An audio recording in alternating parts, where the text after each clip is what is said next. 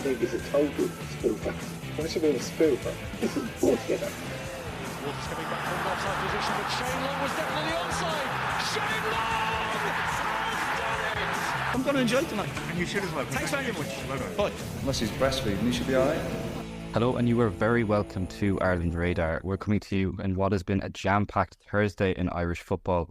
Indeed, the day started with what you could say is Jaime Hallgrimsson's first proper Ireland squad announcement at 12:30pm ahead of the October internationals against Finland and Greece. Later in the day, Shamrock Rovers opened their Conference League campaign with a spirited draw against Apoel, despite going down to 10 men. And while there may be a few high-profile omissions from Ireland's latest squad, we've gone full strength this time around. I'm Joseph Murray, and I'm joined by Ronan Calvert, James French and Dylan Hudson. I feel like it's been a while, lads. How is everybody? We're all good, Joe. How were your travels? We missed you. Yeah. I'm sure you have. It's been interesting. Currently above a nightclub in Bratislava, so if there's any background noise, please excuse me. This is purely a one-time thing. But just to jump straight in, it's obviously we're going to touch more on the full-length podcast on Monday. But just to quickly mention Shamrock Rovers' draw at home to Apoel at Tallaght. James and Ronan, you both tuned in. So what did you make of that performance? I let Ronan take the reins there. He was really enjoying it, I think. Yeah, to some extent anyway. It was a bit of a slow burner. Like the first half anyway was fairly kind of low tempo. A lot of it in Rovers half. And yeah, it didn't really feel like it had intensity of a European Conference League match. But to be fair to Rovers, and maybe it's credit to Stephen Bradley as well that, they actually brought on some of their more creative players towards the end.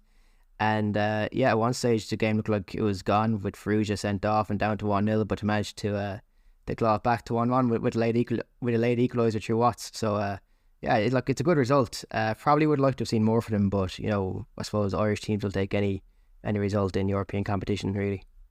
I kind of agree with Ronan, kind of a bit of a slow burner and pretty conservative opening 20 minutes. I think Rovers' first European game at home in a couple of years. I maybe thought that there was going to be obviously a packed out Tallaght Stadium. I kind of thought there'd be a real intensity to Rovers play, but I think they kind of knew about the strengths that Apoel had. They do have significant pedigree in Europe over the last number of years. So to be fair to Bradley, in that first half they did nullify a lot of Apoel's play.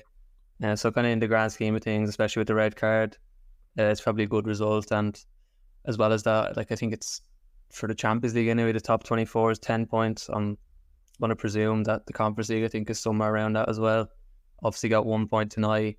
If they beat Larne and the New Saints, that would be 7. And I think they have a Bosnian team then in Tallaght. You win that's 10 points. So that could see them through to the 24. So in kind of the wider context of the rest of the league stage and especially the red card, it is a good point for Rovers in the end.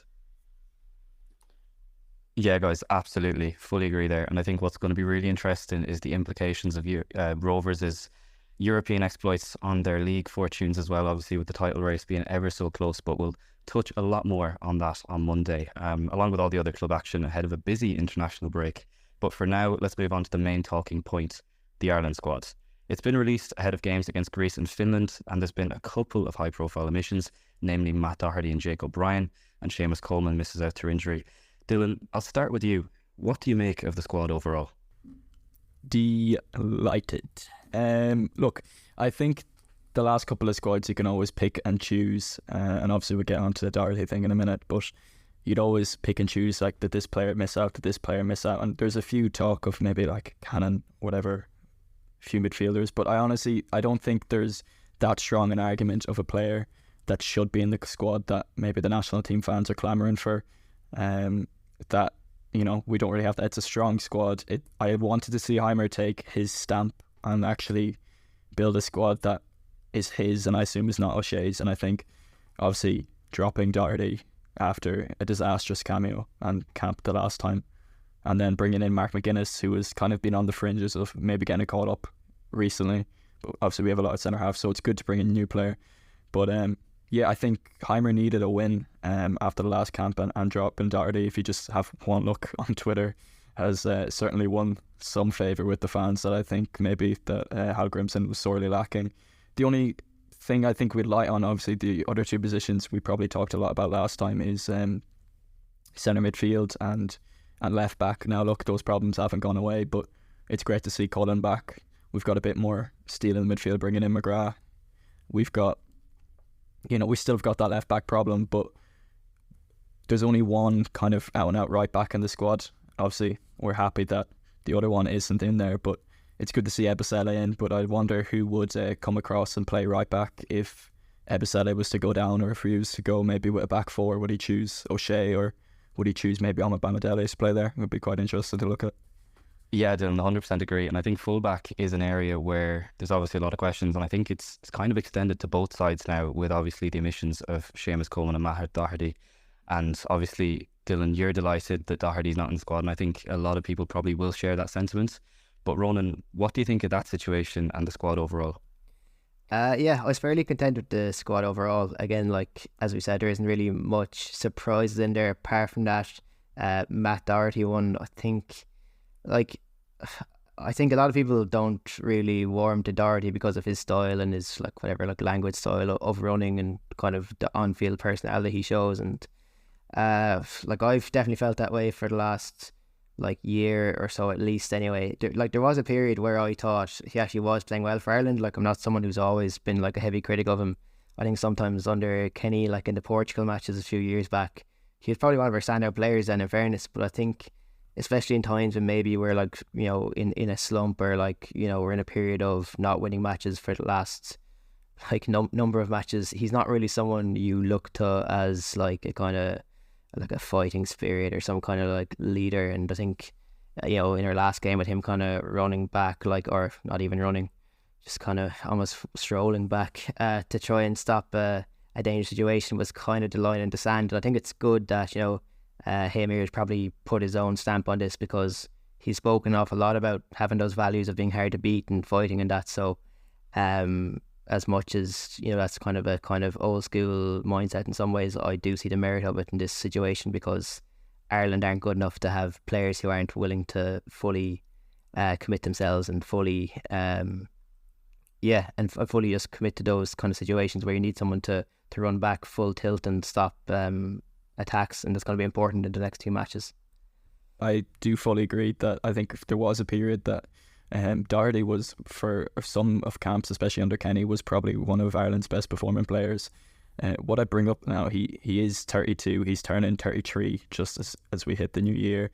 I wonder, is he going to make his way back into another camp after this, or could this actually be the last time? He's been quite poor, if anyone's caught the few cameos that he has had for Wolves as well, so it has been at club level, and sometimes he was alright at club level and not so good for Ireland. But I think Heimer made the point that this is the camp that he's been experimenting. He was saying that Doherty wasn't happy to not be called up, and he's going to see again ahead of the World Cup qualifiers. But I think we could see ourselves in a situation where, come the World Cup qualifiers, that Doherty's probably not going to get called back up, especially if his club form continues. And then, obviously in the under 21s, we've got good fullbacks coming up, and this could potentially be the last we've seen of Doherty in the national team. Not 100% on that, but I'm just putting out that it could actually be the end of his Ireland career. Yeah, just to touch on that, I think in the press conference, Heimer was trying to play down the absence of Doherty in the squad, and I think he said that they need to try different players, because next year, I think if it's 5 games in the qualifiers, we won't have any friendlies, and he wants to use these Nations League games as an opportunity to play different players, which make it out what you will. But that was kind of the excuse used for Doherty absence in the squad. And then I think I've seen on Twitter, and Clúid RTE was saying that he wants to look at other players and he wants to look to the future. So if you kind of read into the second answer, I think Dylan's probably right. It could be the last time we see Matt Doherty in Ireland jersey, and a lot of people will be happy about that. But to be fair, he did have some good days, and I think in particular kind of during Kenny's reign, kind of in the middle, maybe not near the end, but he did have some good days for us in an Ireland jersey. But as Dylan said, he is pushing 33 now. I'm not going to call him over the hill, but it just naturally happens in all international teams that these players kind of just not get too old. I know I don't want to be ageist, but like they just can't really operate at the level anymore. So yeah. Yeah, certainly, James. It's a situation we'll have to keep an eye on. It will be interesting to see if Doherty can work his way back into future squads, especially if Coleman is fit for them in future. And you'd hope that Festi Ebosele is going to, really cement his place with the lack of competition that's in this group of international fixtures. But one area I also want to touch on as well is the centre-back situation, and namely Jake O'Brien. Obviously, he's not had the best of times at Everton so far this season. He's not made the Ireland squad this time around either. Let's just talk about the move. What has gone wrong there? I'll start with James. What do you think? Yeah, well, obviously, like Jake O'Brien is probably the story of kind of Irish players abroad last season with his with the season he had at Lyon, like, and kind of how out of the blue it was. I remember seeing an interview with the Lyon manager, and he was saying that he was brought in really as like a fringe player and a player that maybe might come good in the future.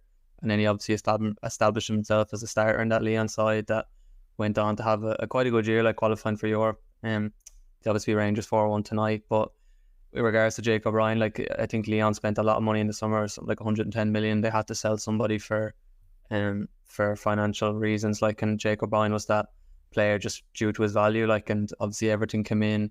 There was links with Dortmund, links with Ajax, and a lot of Irish fans obviously would have wanted him maybe to move to the other two and not pick a relegation threat in Premier League side, but that's obviously what he did. Like we don't know whether there was genuine offers from Ajax or Dortmund on the table. They could have been just rumours, but it's just, I think a lot of people could have predicted that the move mightn't have worked out.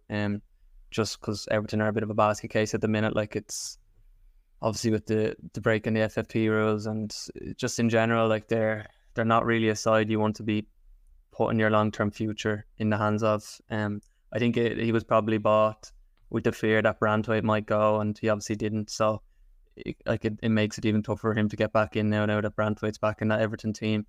And like rightly so that he isn't in the Ireland squad, considering he hasn't played. Like I think Mark McGuinness, and just to touch on him, he's kind of been a guy that's probably went under the radar over the last couple of seasons. Has had some really good seasons with Cardiff in the Championship and got his move to Luton. So like you have to kind of bring in players, especially when they're of a similar level. Like you have to bring in the players that are playing, and Jake O'Brien just isn't at the moment.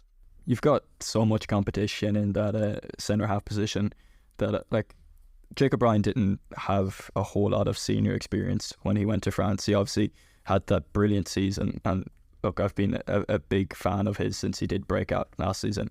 And I think, there is a world where maybe he doesn't play that many minutes this season and ends up next season, whether it be a Branthwaite leaves Everton or whether it just be Sean Dyche gains more trust in him.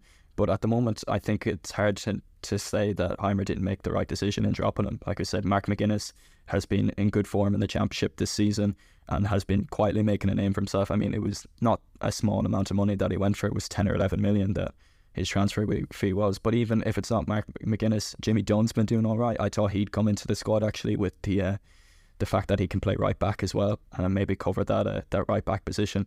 But yeah, look, I think everyone could say it wasn't a smart career move at the time for Jake O'Brien to go to Everton. And look, there was other factors that we probably touched on. But when he only had one or two seasons of senior football, and then to go to Everton where well, it looked like he was going to be third choice, but at the moment it looks like he's fourth choice with one game played in the league, I think it is. Look, if you're not getting ahead of Michael Keane, you probably shouldn't be called up when there's, a good defenders in front of you. And that's where this squad is stocked. It's centre halves, so maybe it's unlucky for him. Yeah, and I've no complaints at all. Like, I think that move just hasn't worked out at all, and I don't think he'll have many complaints either. I suppose right now I wonder is he kind of kicking himself more than ever about the transfer he's made. And I'm sure like he's confident that when he does get a good chance to actually play regular games, that he can actually cement himself. Maybe then even like under the kind of, with like so many people watching the Premier League, that maybe his profile will kind of build a whole lot more if he does get a run in the team. But it might take more than one injury for that to happen for him. Like, so yeah, it just comes back to that conversation about like Irish player management and who's advising these players, because it kind of happens too often where lads are just stuck as substitutes when they actually have so much talent. We've seen that with Kelleher. It's kind of like out of his hands, and in some cases, or in the last couple of years. And there's been other players in the last few years as well. So hopefully we just don't see other people making the same kind of moves that O'Brien made over the summer, because it's just very harmful to Ireland. Like, we need everyone playing regularly for us to have a chance in these kind of games. Yeah, look, hopefully it does work out for him and we can see him go from strength to strength in future international groups. But it's certainly fair to say that the move hasn't worked out for him this far. But it's still early doors, so you just never know what the rest of the season might bring. But let's move forward a little bit and move on to midfielders. Josh Cullen's obviously back in. Jason Knight in good form for Bristol City in the Championship. Jason Malumbi's there. Finn Azaz. Jack Taylor's back in for Ipswich, and Jamie McGrath for Aberdeen is also back in. Lads, it's fair to say it's a little bit better than last time, even if it isn't exactly perfect. Starting with you, Dylan, what do you think in the midfield situation? The more I look at it, there's more names than there was last time. And again, this probably goes back to, it looks like defensively it could be a back four with the profile of players. We could be looking at a 4-2-3-1 or something similar with the midfield options. I think it cannot be understated how much Josh Cullen coming back into the mix is going to be important, because we really just did not have that profile of player in the last camp. I know Smallbone goes out with injury. He was all right last time. I thought he had a good first half against Greece, but then was shockingly poor the second half. But then there wasn't a lot of steel in that midfield. I think Jason Knight and Malumbi, they kind of run around a lot and they put the tackles in. You can't really put two of those players that are too similar beside each other. So if it's probably going to be Cullen and one of Knight and one of Malumbi, and Jason Knight obviously in great form for Bristol. He scored a goal the other day and captaining them at the moment. I think we said in our first show that it'd be the likes of him and Malumbi that are going to be the ones trying to impress Heimer, and I think we need to see that. Last time out, we were a bit surprised Finn Azaz didn't get into the squad, and he's only had a few minutes for Ireland, but I think he's looked like a player that we haven't really had when he has had those few minutes. So I'm quite excited to see him, and I think it might be between him and Smogic for the number 10 position, which is not a bad bit of competition to have. As we touched on there, Finn Azaz does just offer more creativity, just a different threat in that area of the field where Ireland can be very blunt. And in the last international camp, a lot of people spoke about how predictable we were, kind of going from side to side, and then just no really killer instinct. So I think Finn Azaz passing range, his eye for a ball, and even his shooting talent, he's well able to score from. Well, he can kind of score from a range of place on the pitch, and he scores lots of types of goals as well. So he's just a good kind of attacking threat to have in there. As is McGrath as well. To be fair, I was surprised McGrath was left out in the last camp or two. I always like what he brings. I think he's a very technical player, but also he works really hard off the ball as well. So I think he's someone I'd kind of like to have in every squad. He's not star quality, but I think he's more technically well-rounded than a lot of what we tend to have in midfield, because a lot of them are just kind of more just about hard work and closing down spaces. So I'm glad to have him, because he can be a useful substitute at times. Yeah, I think the problem with the midfield in the last squad, it was kind of a very workman-like midfield picked. Obviously with Heimer kind of talking about going back to basics and stuff, it was firmly kind of about hard work in midfield. Maybe that wasn't as gifted technically, and probably Smallbone and Knight are kind of exceptions to that, but Smallbone obviously kind of had a poor 2 games, and he is quite not a laboured player, but he's more of kind of a deep line midfielder. He doesn't really take many risks, and he doesn't make those kind of line breaking passes. So kind of seeing the likes of Taylor in there, who's obviously had a couple of cameos in the Premier League, which is nice, and looks to be kind of good with the ball at his feet. And then McGrath and Finn Azaz as kind of your traditional 10s. It just gives Heimer more options, which is what we want. Considering we still don't know what way he's going to go, and he probably, I don't know, we just don't know what formation he's going to line up in. Is he going to go 3 back? Is he going to go 4-2-3 or whatever? So it just kind of gives us more options. And in particular, I think Finn Azaz, obviously been very consistent over the last number of seasons in the Championship with obviously Middlesbrough now, but with Plymouth as well. And just a traditional number 10 that's just really, really good technically. And I think hopefully he can kind of be given some minutes in the upcoming international break. And then obviously with McGrath, like he's flying with Aberdeen, he's in really good form, and in Aberdeen team that's perfect this season. Like gotta say what you want about the Scottish League, but like they've won every game, like and are looking like Celtic's closest challengers. Like, so I think his form and his contribution to that Aberdeen's team definitely deserves to be deserve to be in the squad. But more options is definitely something interesting, because I think when we seen the last squad, it did look like, okay, maybe we hope to get away from the 5-back system that's caused us some amount of not so exciting football to watch. But we say this, like, we've got almost a player for every kind of way to play in midfield. Obviously you're going to have Cullen as that deeper line midfielder that's sitting and sweeping up play, but as I said, we've got maybe 2 number 10s in there with Jamie McGrath and Finn Azaz. And also Jamie McGrath, like in 6 games this season, he's got 2 goals and 3 assists, like as James said, flying with Aberdeen. So he's coming in, and I don't think he's going to just want to play a part. I think he's maybe going to get starts, but you could have those as a 10. You can probably play those as an 8 if you want. Jason Knight and Jason Malumbi are probably quite flexible, that they can do numbers of roles. And then even you look at the attack, like some of those players who can play out wide, like obviously you've got Smodjic, who can probably play anywhere across the attack. Even Ogbene can play as a wing back if you need. There's a lot of versatility in the team. So I think, as Heimer said in his press conference earlier, I think that there's going to be a lot of experimentation. I think it's going to come across in probably from the second we see the first lineup. I really hope Jason Knight is kind of a starter in these next 2 games. Like, I think he's been really harshly treated since Heimer took over. Like, I genuinely don't understand why he wouldn't be a starter in the Ireland team. Like, probably one of our best footballers, brilliant football mind, loads of energy, can obviously good technically as well, and he's doing really well with Bristol. Like even the France and Netherlands games, which kind of stick out in my mind just because of how big they were. Like, he was probably by far best player in both games. Like, so I just think he's been harshly treated, and I hope that I really hope that he gets his opportunity in these next 2 games, because he is just kind of one of our best midfielders, to be honest. So I've known Brian a long time. I don't hold grudges, and I can move on at any stage, and that's, I try to bring that to my life, that I don't carry, because we've all had setbacks in our lives. So you don't, life is too short, you can't carry that with you. And I'll speak to anyone. If we do look at the wide areas, obviously you've got Mikey Johnson, who's come back in, Casey McAteer still in the squad, along with a couple of others as well who you could see playing in wide areas as well. Obviously you mentioned there Sammy Smodics and a couple of others. How is that going to shape up, and how is that going to tie into providing that service for the 3, you would say, out and out strikers that have been named in the squad in Adam Ida, Evan Ferguson and Troy Parris? James, I'll start with you.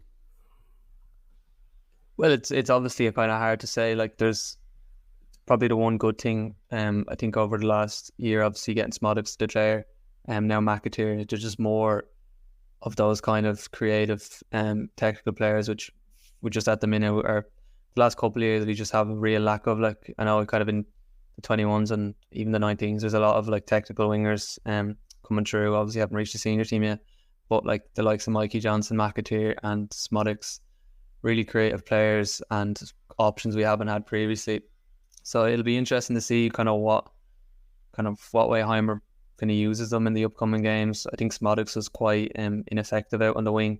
I just don't think it's his position. Like, to be fair, I think in an Ireland jersey, it's obviously a huge step up to international level, but he probably hasn't kind of shone for us yet, and that's okay. Like, it's the start of his international career, but it's just about finding the system that kind of suits him. Like, and listen, it's just all about options, as I keep saying. It's just gives us more options, and it just be interesting to see how kind of Heimer tries to fit them all in the upcoming games.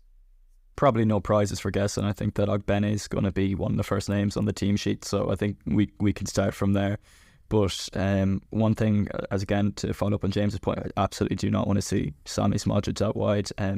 Look, I think maybe he was there out of necessity the last couple of games, but I don't understand the thinking about that. Sammy Smodjic has had a couple of great seasons in a row now, but before that he hasn't had an awful lot of success in his career, which was when he was playing out wide, and he starts to enjoy a lot more success when he starts playing as a 10 and then as a striker and then a bit back as a 10 again. So I think obviously his strengths are popping up in those central areas, and he's quick, but he's probably not quicker than the options we could have, like Mikey Johnson and Casey McAteer. So if Smodge is just going to play, I hope it's as a 10 or a 9 in whatever system that's going to shape up to be. And I don't think with the other options, as I mentioned, you have to play him out there. McAteer is an interesting one. You know, we were kind of on Jacob Ryan's back about not playing many games. He hasn't been included in the last 4 of Leicester's Premier League squads this season. Look, I think if there was more competition for places, he probably wouldn't be in the squad.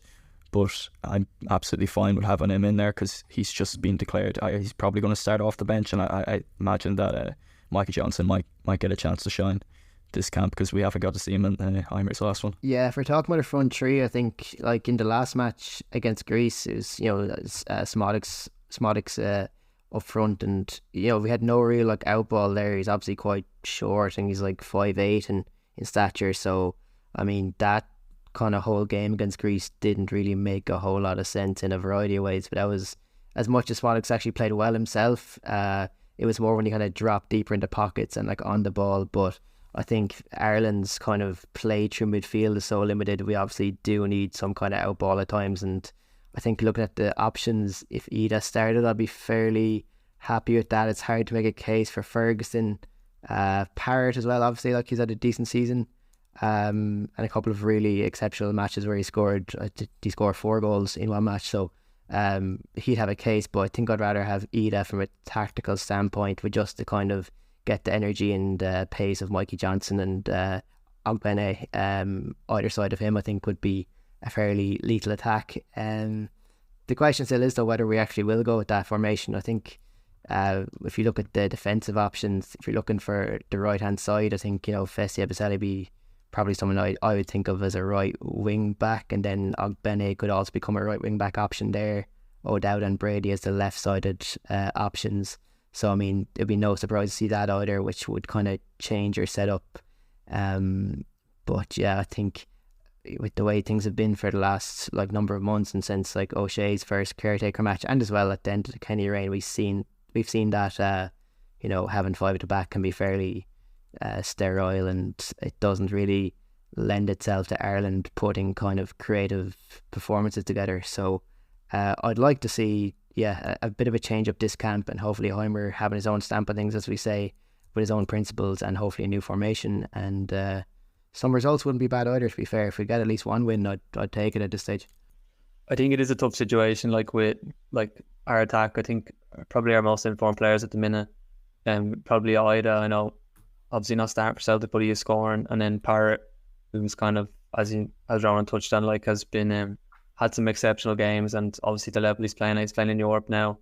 He was obviously starting away to Athletic Bilbao tonight, and playing in the Dutch league. It's a good platform for him, and I think he has to see minutes this camp, especially after not seeing a single one against England or Greece. He just has to see minutes. But it's a tough situation, considering both our most informed attacking players are both strikers.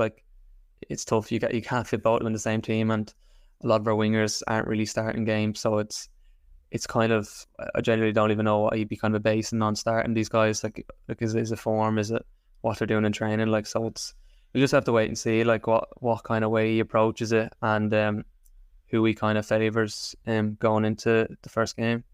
It would be a tough ask for Evan Ferguson. I don't think any of us would prefer to see him starting with how his last season has gone, but it'd be a tough ask for him to come in and immediately take back that starting place. I know he had a few cameos the last games around, but I think in his aspect, I think we need to let him find his form, which I have 100% confidence that he will, but I think we need to let him find his form again at club level before we ask him to kind of, or try and rely on him on an international level. So I think it's probably going to be between Parrott and Ida.